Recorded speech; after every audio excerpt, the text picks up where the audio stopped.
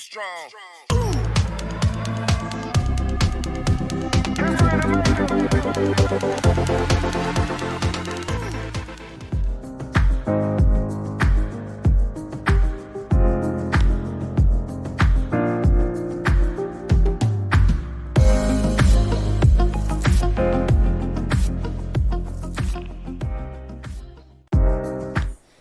Estamos de volta com o programa Conexão e hoje vamos falar muito, abordar a respeito deste livro escrito aqui pelo meu amigão Gessé de Lima, que é um pastor, é teólogo, olha, é músico também, ensina música, toca, gosta de um rock e a gente vai tocar em assuntos variados. E o nome do livro? Curados para Curar, Gessé? Isso, Curados para Curar. É um livro que fala sobre cura dos traumas emocionais. Eu também sou psicoterapeuta, né? É tudo que está aqui uma experiência própria? Sim, 90% é experiência própria. Tem um pouco que eu coloquei assim mais informativo, né? Dando uma explicação, mas 90% é experiência própria do dia a dia. Aliás, todos os casos que tem aí, estudos de caso que nós colocamos, são experiências próprias. Os nomes das pessoas no livro são nomes fictícios para a proteção das pessoas, né? Então nós não vamos colocar o nome da pessoa, mas você vai gostar demais, tem muita informação, muita informação mesmo que vai ajudar você a compreender essa questão do trauma, como você buscar ajuda, tudo isso. Olha, tem uma entrada bem grande aqui, que é o propósito desse livro é trazer clareza às pessoas sobre o que é ferida emocional. Uhum. E como ser curado disso, Gessé? Assim, a ferida emocional, né, primeiro a gente precisa entender que o ser humano ele é um ser tridimensional, né? Ele tem um espírito, alma e corpo. E as feridas emocionais, elas partem da alma. E na alma onde estão as feridas, as lembranças ruins, as lembranças boas. Mas geralmente o que afeta a gente são as doenças, são as lembranças ruins, né? As tragédias que nós passamos pela vida. E a maneira de buscar a cura, a primeira coisa é saber que você está necessitando, que você precisa de cura. Identificar que você tem um problema. O primeiro passo é isso, identificar.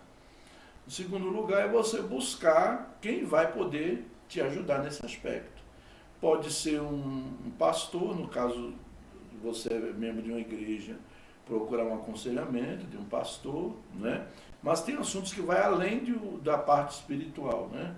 Tem assuntos que estão ali ligados à alma, que vai para a parte também já psíquica, né? Onde precisa de um atendimento com um profissional, um psicólogo, um psicanalista, e em alguns casos até um psiquiatra que vai ter que medicar. Tem situações que precisa de medicação, né? Então são esses aspectos. Então, primeiro a pessoa tem que reconhecer e segundo buscar ajuda. E terceiro passo é seguir as orientações que forem dadas por dessas pessoas que ele recorreu buscando ajuda. Eu vou fazer uma pergunta assim mais pessoal, né? Por que o passado, dentro da filosofia do coach, né, ou da ideologia do coach, o passado não existe para o nosso cérebro? Isto é fato. Sim, mas no nosso inconsciente, ele fica guardado lá no nosso inconsciente, né? No nosso inconsciente, nós temos o consciente e temos o inconsciente. E esse inconsciente, muitas vezes, é onde nós guardamos muitas coisas, né? Onde nós trazemos, assim, vamos dizer, são as memórias que ficam ali registradas, né? E muitas vezes nós sufocamos, lidamos com ela de uma maneira onde a gente deixa lá e não mexe, entendeu? E às vezes a gente até propositadamente nós acabamos esquecendo de algumas coisas. Mas o nosso comportamento, na grande maioria de determinadas coisas que nós fazemos, estão ligadas com o nosso passado, sim. estão ligadas com o nosso passado. Interessantíssimo isso, né? É uma das coisas que talvez que fomente, talvez seja uma falha da máquina humana, é o comparativo de pessoas, né? Muitas das vezes a pessoa tem uma experiência vivenciada com a certa pessoa, isso a gente está falando aqui de relacionamento, e muitas das vezes na caminhada consegue ter outro relacionamento, mas não deixa de fazer a comparação com a pessoa que já viveu. Por que isso existe, Gessé? É a questão do inconsciente, do que ficou guardado lá no inconsciente. Então, por isso que eu falei, muitas vezes a gente não sabe por que agimos daquela forma, mas o nosso inconsciente está lá e vai nos levar a tomar certas atitudes. Vamos supor, você vai numa entrevista de emprego e você vai com perfume, determinado perfume. O entrevistador foi apaixonado lá e teve uma frustração com um elemento que usava aquele perfume. Inconscientemente, o entrevistador, ele vai te reprovar. Porque no inconsciente dele, o que vai vir na hora? O desafeto dele. Ele vai, se ele não for bem preparado também, tem pessoas que têm um preparo já, ele vai fazer uma entrevistar as pessoas para um emprego, e ele vai saber que ele não vai ter que absorver essas coisas, né? Mas tem pessoas que absorvem, inconscientemente. Eu não vou com a cara... Às vezes eu vejo você denota um comportamento de uma pessoa que me fez um mal. Eu não gosto de você, você nunca fez nada comigo, mas eu não gosto de você. Só por causa de um comportamento que vai lembrar daquela pessoa. É aí onde entra o inconsciente. O inconsciente. E eu não sei aí eu preciso acessar aquela janela para identificar o que foi que me fez ficar daquele jeito. Muito estranhamente humano, né? Porque a gente tocar mais nesse assunto que interessa a muitos que estão nos assistindo, né? E vai acompanhar essa live, assunto muito importante aqui, com esse escritor, o Gessé, que fez um livro fantástico, Curados para Curar. E quem quiser adquirir esse livro, qual o contato, Gessé? Isso, é só você entrar em contato pelo WhatsApp, o DDD 61, o 98592 3189. Só o meu número. Gessé, as pessoas se conhecem, começa um namoro, começa um flerte, convivência entre um homem e uma mulher, se casam, têm filhos, alguns constituem patrimônios, bons trabalhos. Por que depois viram grandes inimigos?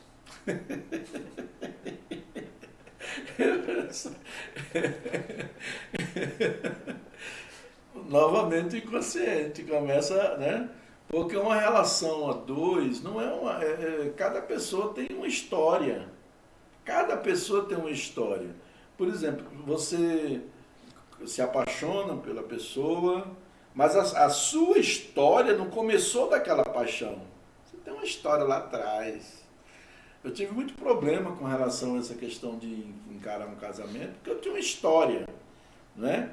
Então, assim, por sinal, eu sou casado pela segunda vez, né? Minha esposa esperou 11 anos, essa minha segunda esposa orou 11 anos, porque eu saí de um casamento e eu não queria mais entrar em outro casamento. Por isso que hoje eu sou psicanalista. Eu me apaixonei pela mulher, mas eu não queria me envolver com ela. Entendeu? Eu não queria. Eu digo, não vou entrar noutra fria de jeito nenhum. E outra coisa, eu vou ferir os outros, vou me ferir. Então eu não queria. Porque tem uma história lá atrás. Só que muitas vezes a gente entra no casamento achando que a pessoa é só aquilo. É só aquilo. Então hoje eu e minha esposa, essa minha segunda esposa, a gente se dá muito bem, porque primeiro ela conhece minha história. E eu conheço também a história dela. Então, devido a gente se conhecer bem a história um do outro, a gente tem uma certa afinidade. Mas não vou dizer para você que a gente não entra em conflito também. Ainda entra, porque é dois mundos. Cada cabeça é um mundo, certo? Cada ser humano é um ser individual. Cada ser humano tem um tipo de comportamento. Existe aquela questão dos comportamentos, dos temperamentos. Já viu falar nos temperamentos? Sim. Né? De Hipócrates. o sanguíneo, o colérico, o melancólico e o fleumático. Então, assim, existe a questão temperamental, né? E, às vezes, a pessoa está despreparada para entrar num relacionamento, num casamento, e começa a ser um relacionamento conflitante. Você não teve intenção de magoar a pessoa, mas você queria alertar a pessoa, você queria mostrar, às vezes, até o melhor para a pessoa.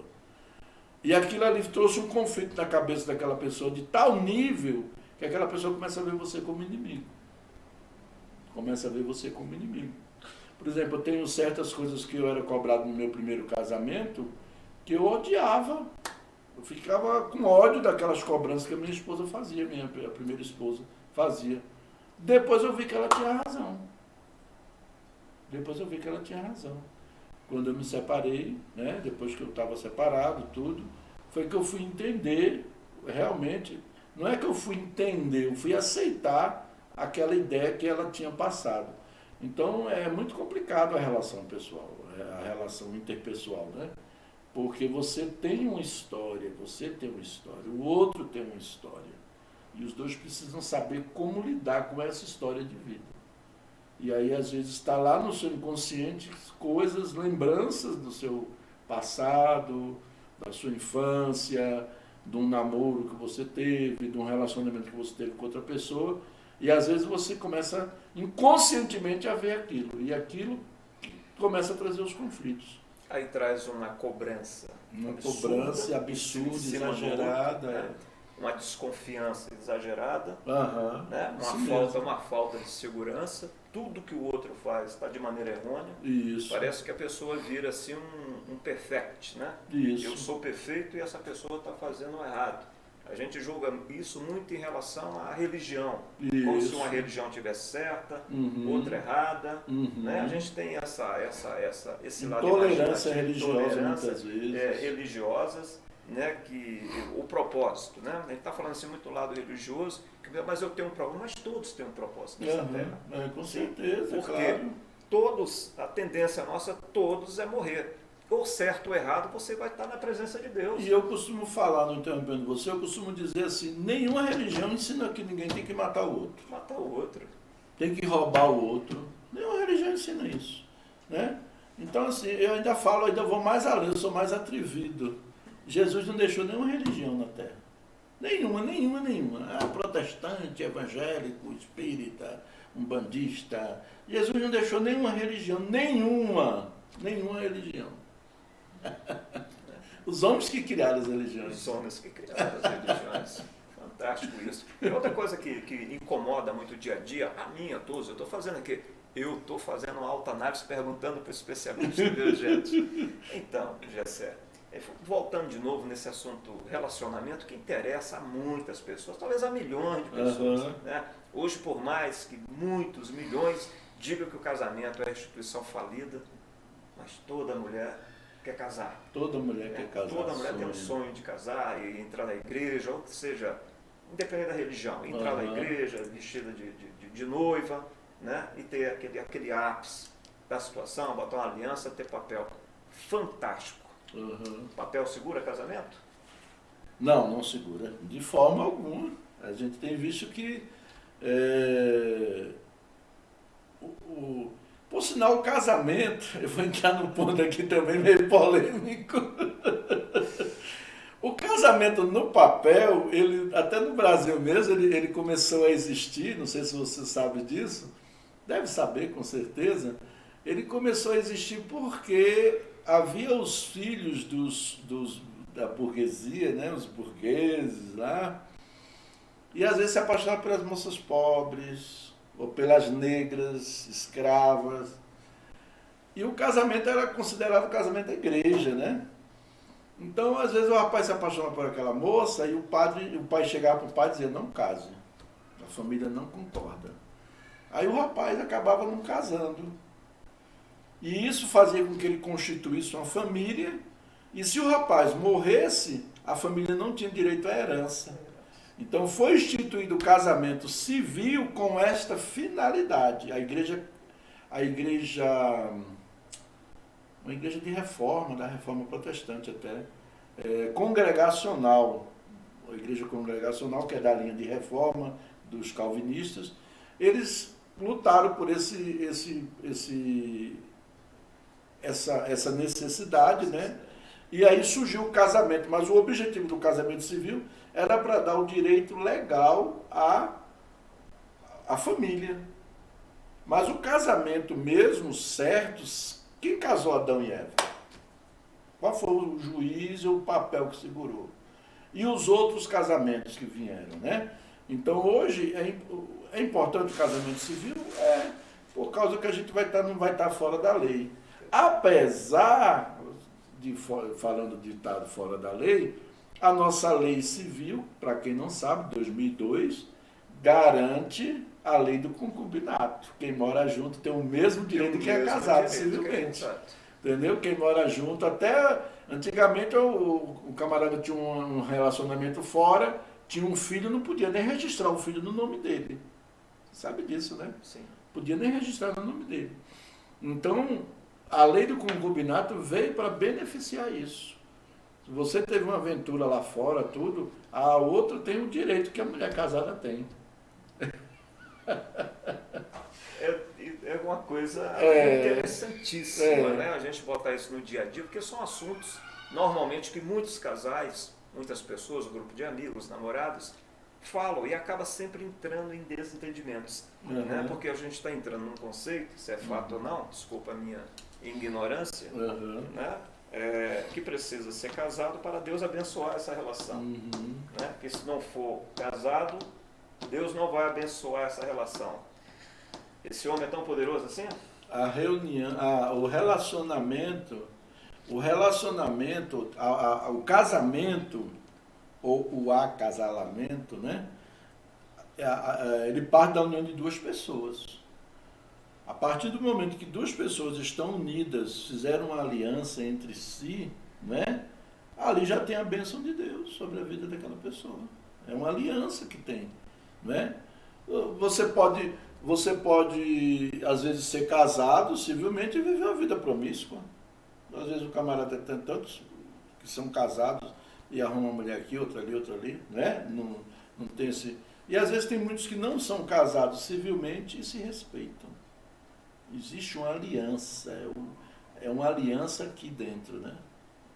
Isso que as pessoas não entendem muitas vezes. É porque muitas pessoas criam o conceito, né, de levar ao casamento que vai haver uma mudança de comportamento.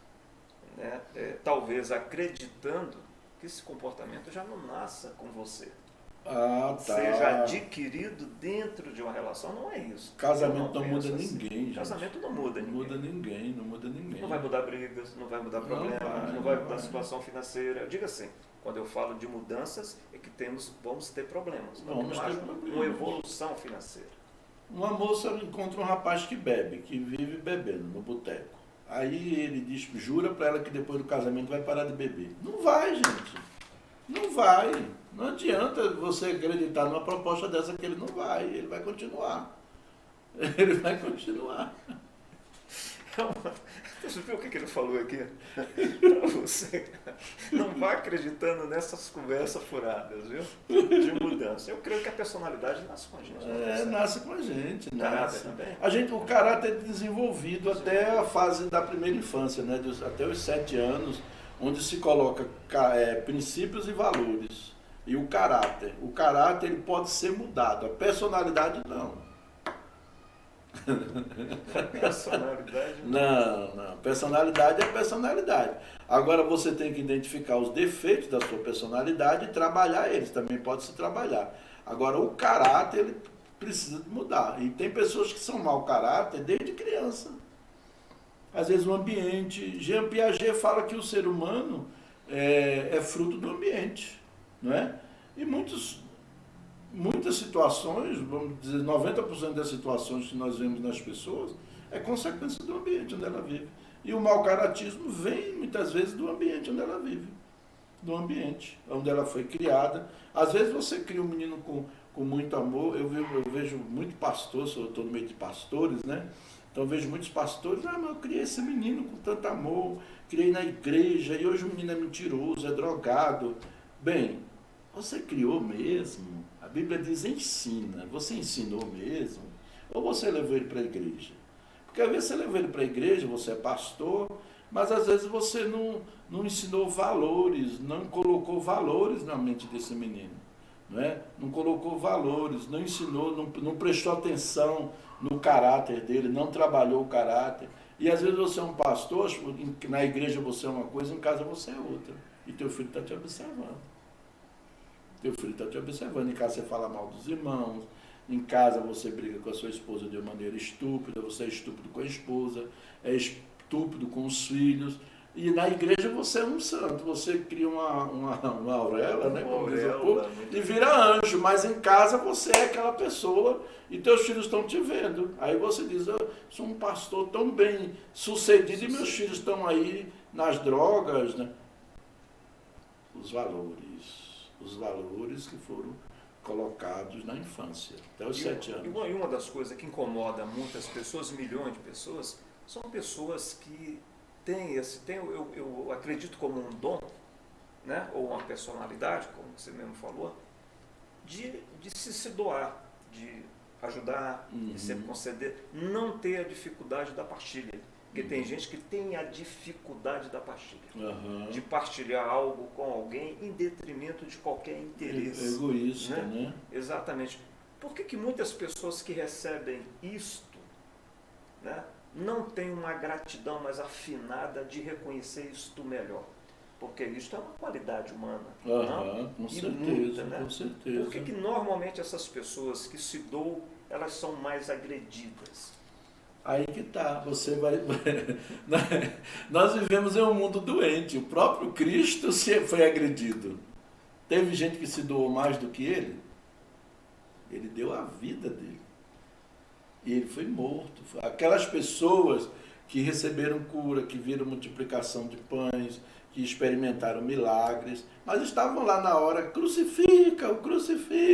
Você está entendendo? Então, assim, porque o ser humano, até nós estávamos conversando ali quando eu cheguei, você falou da corrupção humana, né?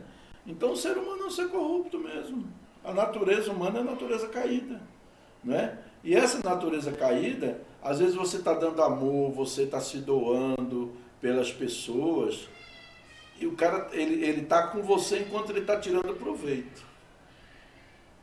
Mas você não parou de tirar proveito, acabou. Você vira inimigo dele, você é o diabo. Você deixou de ser o Deus dele para virar o diabo. É o que acontece hoje. Não sei, sempre aconteceu na humanidade, sempre aconteceu.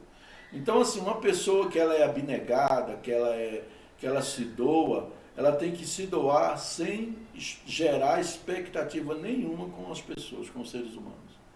Eu me frustrei muito, eu era mais jovem, eu comecei pastor da igreja, eu tinha 24 anos de idade, eu era muito jovem. E eu me doava demais, eu até estava conversando com as meninas aqui, com o pessoal, os colegas aqui e eu estava conversando sobre isso. Eu me doava demais, eu me sentia assim que eu tinha que carregar todo mundo, né? E na hora que eu precisei, cadê essas pessoas? Na hora que eu mais precisei, cadê essas pessoas? Entendeu? E eu sofri muito com isso, eu me frustrei, eu falava mal, eu esculhambava, não quero nem ver fulano, não quero nem ver mais, não aparece na minha frente não, entendeu? Porque eu sou ser humano também. Sim. Mas de uns tempos eu comecei a ver o seguinte, o erro foi meu, porque eu fiz esperando algo em troca. Eu gerei expectativa falsa com relação ao ser humano. Não gere expectativa falsa. A psicologia diz que o homem é bom, depende do ambiente, do tratamento. A teologia diz que o homem não é bom. Eu prefiro seguir a teologia. Fica bem mais direto. São duas vertentes, né? Duas vertentes. E o nosso entrevistado de hoje é um escritor, teólogo, né? Professor também, músico. Daqui a pouquinho a gente vai curtir aqui um Bon Jovi. Né? Ele gosta de rock, isso é legal, né? Batemos pelo menos essa linha. Eclético, né? Está batendo bem bacana. Escreveu um belíssimo de um livro, que é Curados para Curar, né? Pastor Gessé Ferreira de Lima. Pastor, mais uma vez, como adquirir esse livro? É só ligar, mandar uma mensagem no meu WhatsApp, né? O DDD é O número é 98592-3189. Essa palavra psique, né, que se retrata aqui como alma, através da alma o homem tem consciência de si mesmo. Ela é a essência da personalidade humana, nos torna seres humanos.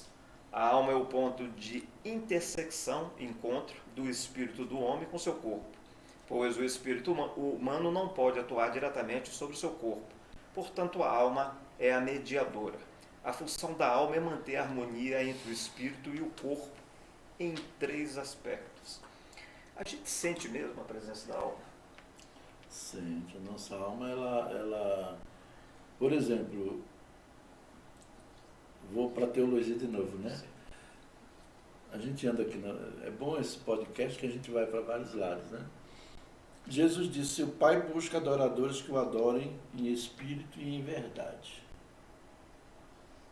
Adorar a Deus em espírito, você vai adorar em espírito, você não vai estar com vontade de adorar a Deus. A alma, ela não sente vontade de adorar a Deus. A alma, ela sente vontade de dançar, de pular, de correr, de brincar, de beber. Está entendendo? Entendi. A alma vai para esse lado. Então, quando você... a alma te leva para o outro lado. Né? A alma vai te levar para satisfazer as coisas do corpo, da carne, né? Da carne. E o espírito não. O espírito vai levar você para um relacionamento com Deus, para você interessar-se, voltar-se para Deus, entendeu? Então, assim, é uma luta constante. E a alma, essa parte nossa, eu divido o homem como um abacate. Você pega um abacate e abre ele ao meio, ele tem a casca, ele tem aquela parte que é a massa, né? E ele tem um caroço. Ali no caroço é o espírito, significa, trazendo para o homem, seria o espírito, a essência, né? É a semente. Depois nós temos a massa, que é onde tem o sabor. Então é na alma que está o sabor da vida. O amargo, o doce estão na alma. E quando eu tenho uma vida amarga, isso vai refletir no meu corpo.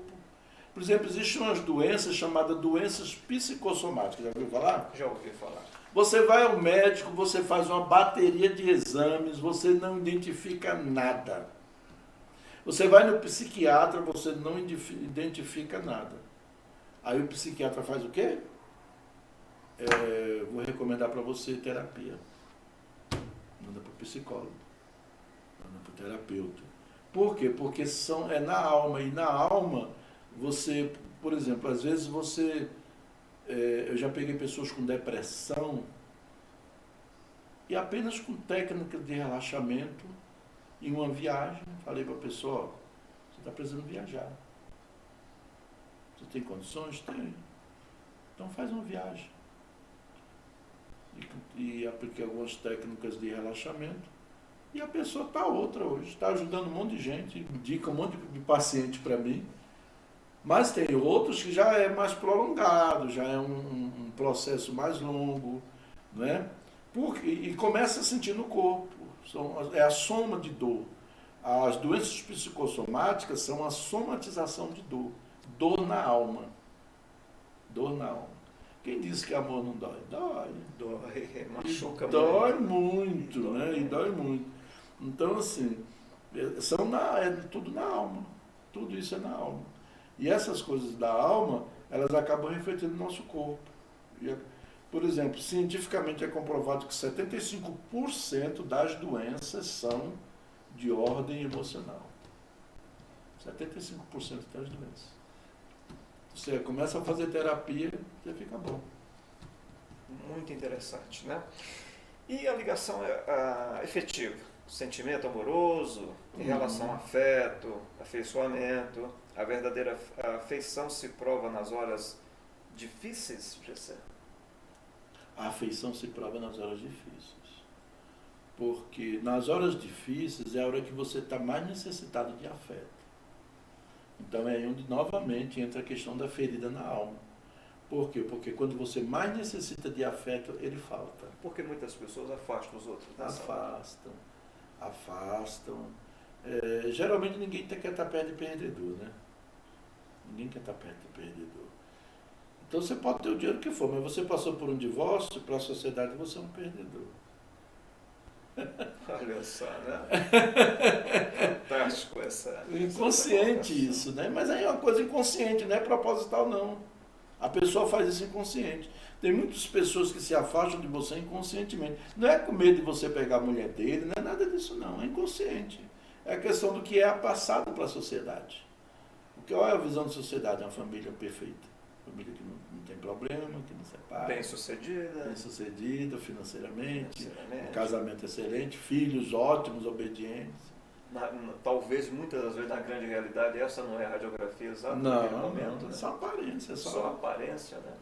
E hoje a gente tem um Instagram, né? Tem o Instagram, o Facebook, que você posta foto, né? E ainda tem aquele outro, você pega a foto e trabalha ela, como é que a gente chama? De Photoshop, né? Photoshop, para deixar a foto mais bonita, né? Então quem vê de fora diz, poxa, aquela família ali é o meu padrão de família. E vamos falar um pouquinho desse mal. Eu creio que é um grande mal da humanidade. Todos nós temos um pouco. Isso aí não adianta fugirmos dessa possologia ou uma terapia que todos precisam, que é essa palavra horrorosa que se chama inveja. Um pouquinho, cada um tenha pouquinho, tenha muito, mas cada um tem.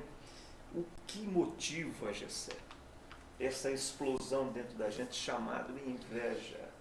Insegurança.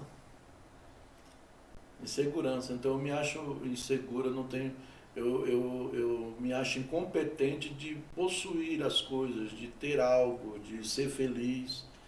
Quando eu vejo o outro conquistando uma coisa que eu gostaria de ter, eu fico com inveja. E a inveja eu vou procurar de alguma forma atrapalhar o caminho do outro. Falar mal dele, difamar, procurar todo mundo tem defeito, se for procurar defeito, nós, né? Uma vez um amigo meu, a gente conversando, né, falando sobre política, e porque os políticos, eu falo, rapaz, todo mundo tem defeito. O problema do político é que o político é vitrine. Mas se for botar a investigação atrás de qualquer um de nós, vai achar defeito. Na nossa vida. Deixa falhas. Falhas, né? Então são esses aspectos aí. E tem um período aqui muito bacana, que eu também li no livro, que foi durante o período da gestação. Né? É comprovado que a partir do 6º mês de gestação, o sistema nervoso central do feto é capaz de receber e processar e codificar mensagens. Problemas sociais, conjugais e financeiros trazem uma carga sobre a mãe gestante e, como consequências, reações de rejeição, medo, angústia, depressão.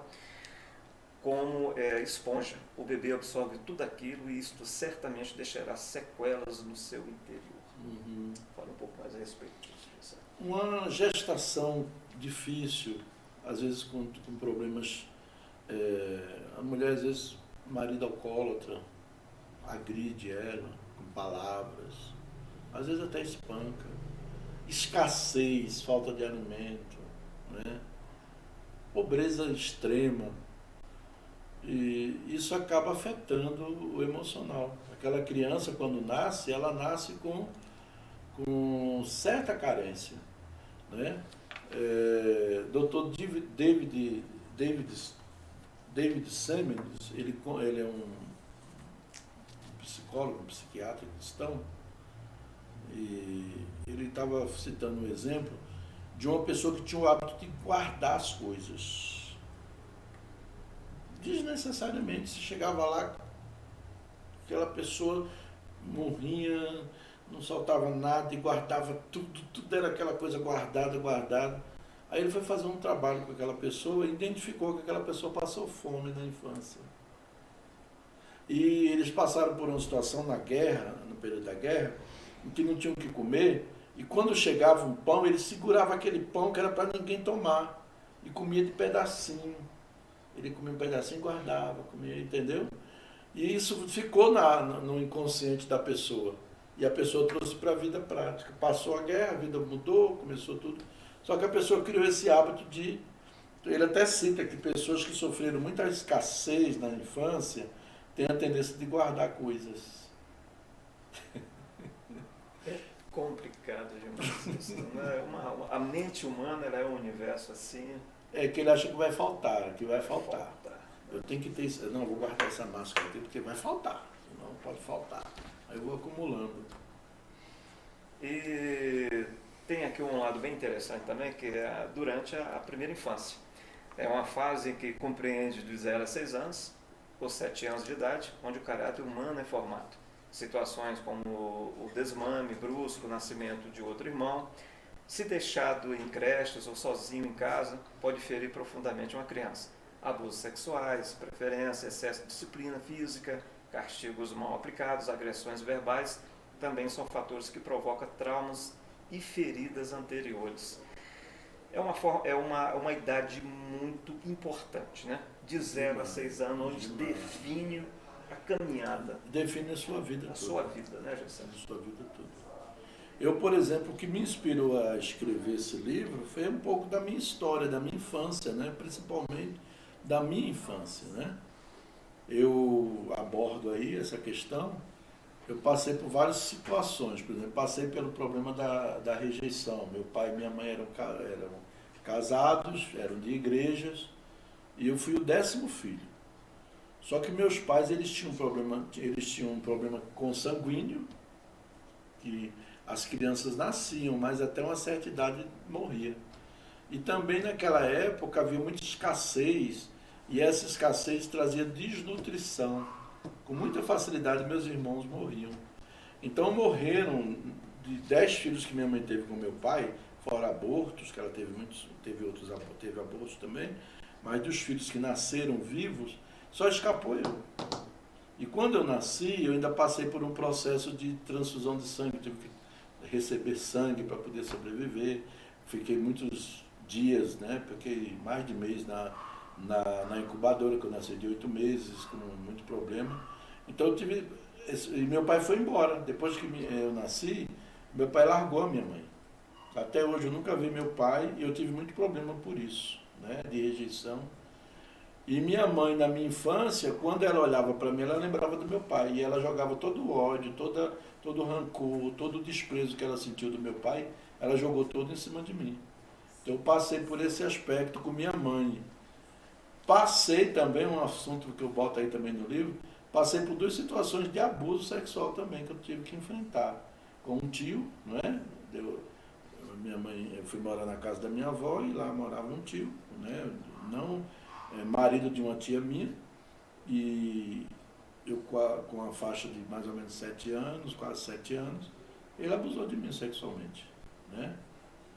E depois um padrasto, minha mãe foi mais adiante, minha mãe foi morar com uma outra pessoa, e essa pessoa também se aproveitou e abusou de mim sexualmente também. Então foi um processo bem traumático, isso me afetou demais. E uma coisa que afeta várias pessoas, vamos falar um pouquinho, bater um pouquinho numa ferida, que é praticamente um abandono humano. Uma mãe que dá o filho para outra pessoa criar, isso é um abandono humano, não tenha fato, né? Seja por qualquer situação que eles estejam passando. E outra, eu queria que você falasse sobre o abandono, pais que dão filhos para outros criarem por falta de situação financeira, seja lá qual o motivo, né? E uma outra também são filhos que são criados por padrastos. Quais sequelas disso? Por exemplo, o abandono, né? Vamos aqui para o abandono. Eu mesmo fui abandonado pelo meu pai, né?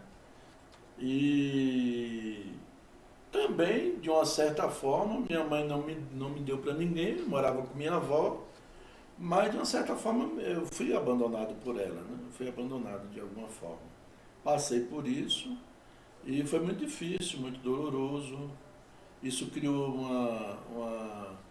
um relacionamento complicado, tenso entre mim e minha mãe, né? Um relacionamento bem tenso. E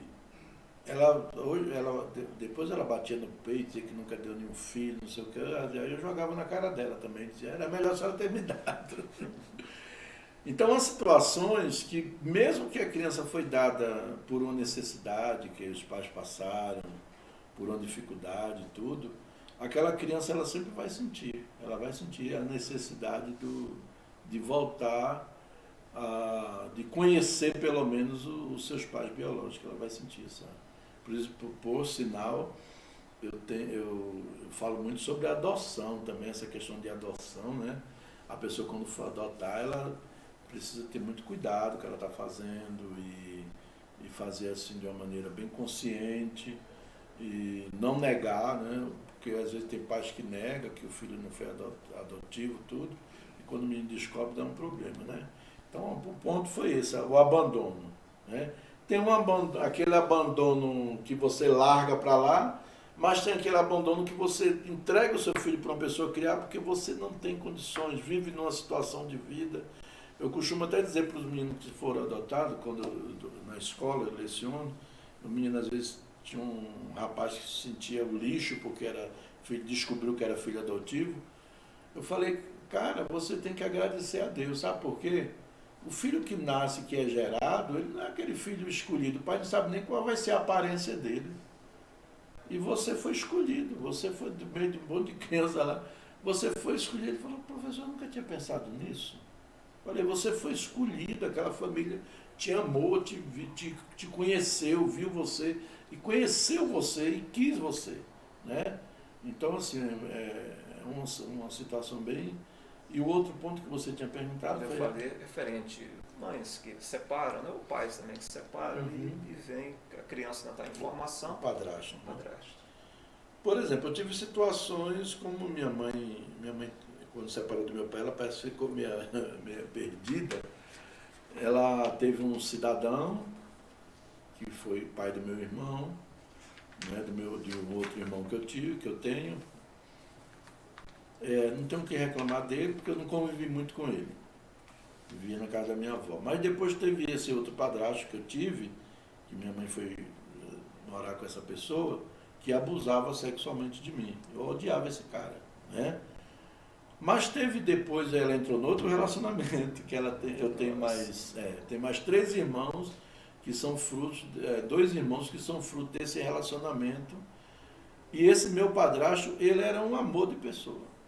Eu não tenho o que reclamar dele. Nunca me desrespeitou, nunca me tratou de forma diferente, me tratou como filho. Até hoje, ele é separado da minha mãe, né? Mas quando eu vou a Recife, eu sempre vou lá vê-lo. Ele me apresenta para todo mundo que eu sou o filho mais velho dele, todo contente, né?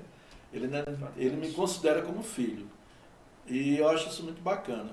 Então, tem situações e situações, né? Às vezes você pode correr risco de entrar num novo relacionamento e ali tem um padrasto que vai maltratar o seu filho, que vai, de alguma forma, vai maltratar, né? Mas tem situações em que você ganhou um pai para o teu filho, né? É muito complexo isso aí, porque é o ser humano, aquela questão da individualidade, né, de cada um. Risco é muito, né? Mas eu costumo dizer para as pessoas o seguinte, o pessoal se preocupa mais com a questão de abuso, com o padrasto abusar, né? Hoje os pais estão abusando dos filhos. Um dia desse a gente viu uma avó abusando dos netos. Nossa, é difícil, né? Então, é o que eu te falei no início, né? A humanidade está corrompida, está doente, é as loucuras que acontecem que a gente não tem assim... E vamos desfocar um pouquinho, a gente já puxei aqui uma música do John Bon Jovi, né?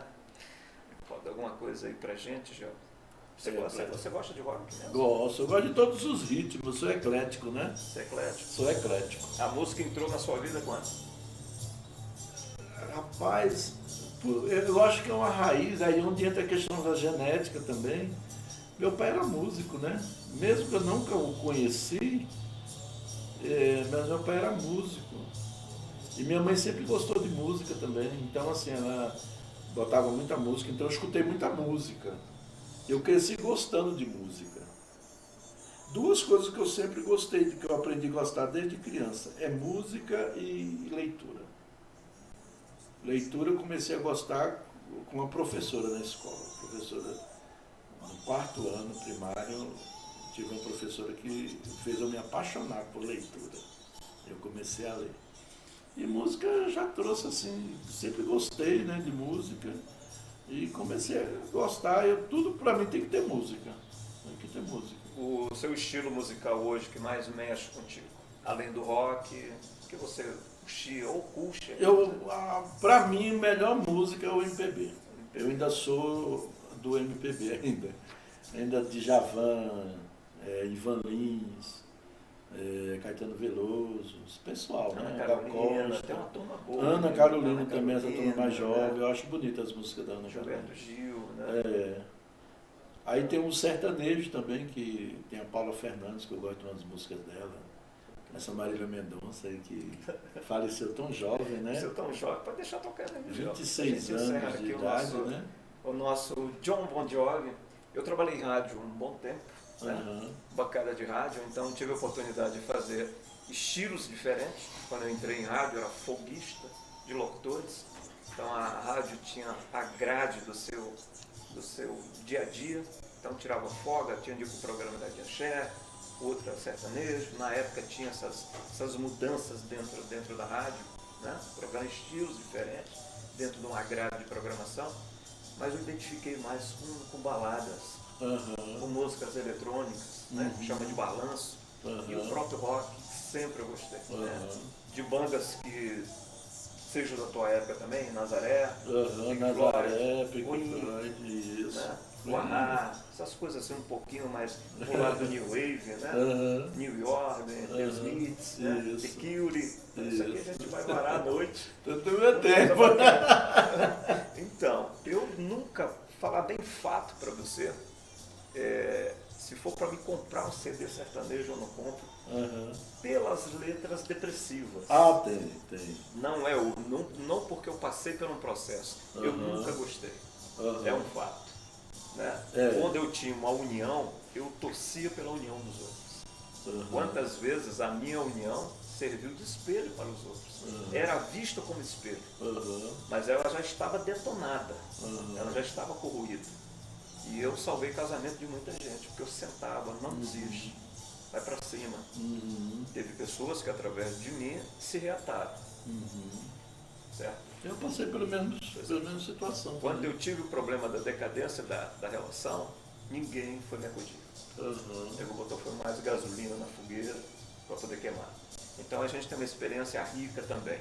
E ouvindo você escrevendo esse livro, Gessé, que é de grande valor, tanto cultural como para a mente, que é Curados para Curar, do pastor Gessé Ferreira de Lima. Estive lendo ele ontem, passei a lê-lo pela parte da manhã. Eu gosto muito de momentos e transcrever esses momentos em situações que eu crio da minha vida. O que me faz minha vida, a dinâmica de uma mesa, em uma rádio, em uma entrevista, é a dinâmica de acompanhar leituras e pensamentos. Para que a gente saiba levar esse encaminhamento. Sempre precisamos aprender. E uma pessoa, pelo grau de instrução que você tem, estudar a mente humana, né? Porque, como você mesmo falou, temos que reconhecer, em primeiro lugar, o maior degrau, que somos nossas falhas. Porque nossas qualidades é natural de vida, mas nossas falhas temos que lutar, pelo menos, para minimizar. Você concorda com essa linha de pensamento? Com certeza. Eu até tenho muita gente que eu recomendo fazer acompanhamento com psicólogo comportamental, porque tem, né? Como trabalhar o comportamento. Tem forma de se trabalhar o comportamento, né? A pessoa que quer, reconhece que tem um comportamento ofensivo, agressivo e que prejudica até ele mesmo, não só os que estão à volta dele, tem como tratar sim. Que bacana! E o podcast de hoje foi com professor, pastor, bacharel em teologia, gosta do rock, estava com um show aqui no Bon Jovi, gosta do funk, mas aquele funk bacana, viu, gente? Na época que tinha Claudinha Bochecha. Não gosto de nada que faça apologia a crime, a drogas, mas Claudinha Bochecha era bem-vindo. Nossa, Claudinha Bochecha era muito bem-vindo, a Perla, né? Tinha uns funk bem trazendo uma mensagem também. Hip hop.